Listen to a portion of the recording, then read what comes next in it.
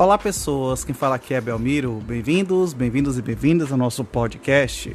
Esse podcast da Estúdio Sala de Aula, gravado com o aplicativo Anchor, Anchor.fm. Então recomendo, se vocês quiserem acompanhar melhor nos podcasts, também produzir o seu próprio podcast, grave com o Anchor, em que você não tem que pagar nada e também não tem limite de armazenamento. Então, sem mais delongas, vamos então para o nosso episódio.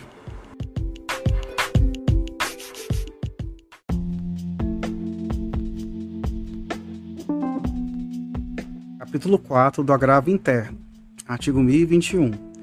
Contra a decisão proferida pelo relator, caberá agravo interno para o respectivo órgão colegiado, observadas quanto ao processamento as regras do regimento interno do tribunal. Parágrafo 1º. Na petição de agravo interno, o recorrente impugnará especificadamente os fundamentos da decisão agravada. Parágrafo 2º. O agravo será dirigido ao relator, que intimará o agravado para manifestar sobre o recurso no prazo de 15 dias, ao final do qual, não havendo retratação, o relator levá-lo-á a julgamento pelo órgão colegiado, com inclusão em pauta. Parágrafo 3º.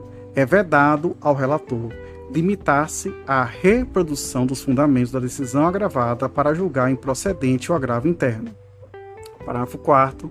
Quando o agravo interno for declarado manifestamente inadmissível ou improcedente de votação unânime, o colegiado, decisão fundamentada a condenar o agravante a pagar ao agravado multa fixada entre 1% e 5% do valor atualizado da causa. Parágrafo 5º. A interposição de qualquer outro recurso está condicional ao depósito prévio do valor da multa prevista no parágrafo 4º, à exceção da Fazenda Pública e do beneficiário de gratuidade da Justiça, que farão pagamento ao final.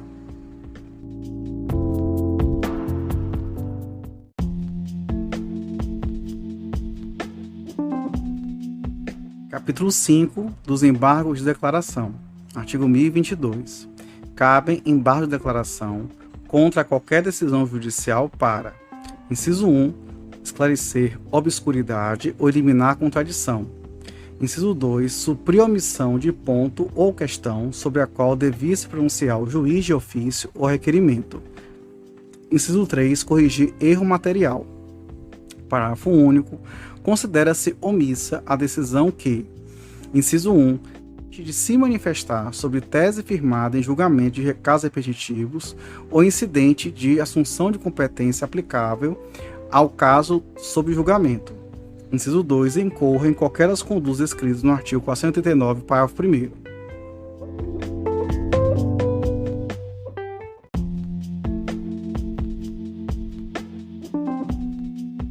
Artigo 1023. Os embargos serão opostos no prazo de 5 dias em petição dirigida ao juiz com indicação do erro, obscuridade, contradição ou omissão e não sujeitam a preparo.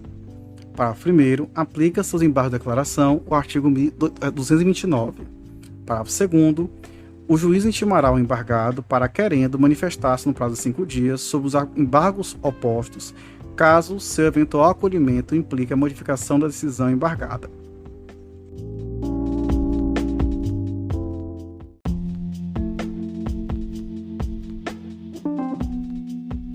Artigo 1024. O juiz julgará os embargos em 5 dias. Parágrafo 1º. Nos tribunais, o relator apresentará os embargos em mesa na sessão subsequente, proferindo voto e, não havendo julgamento nessa sessão, será o recurso incluído em pauta automaticamente.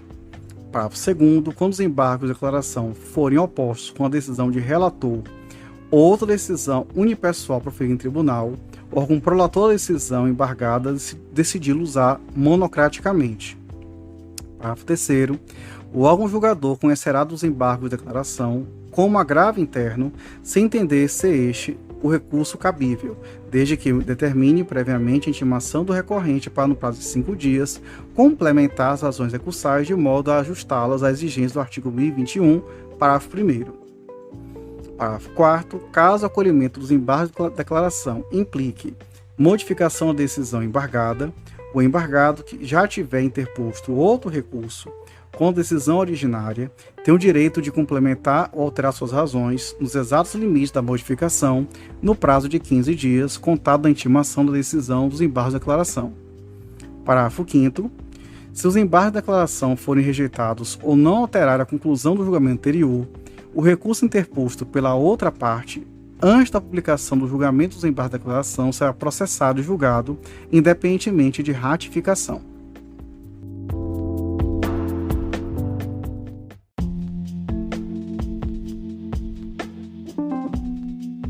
Artigo 1025. Consideram-se incluídos no acórdão os elementos que o embargante suscitou para fins de pré-questionamento, ainda que os embargos de declaração sejam inadmitidos ou rejeitados, caso o Tribunal Superior considere existentes erro, omissão, contradição ou obscuridade.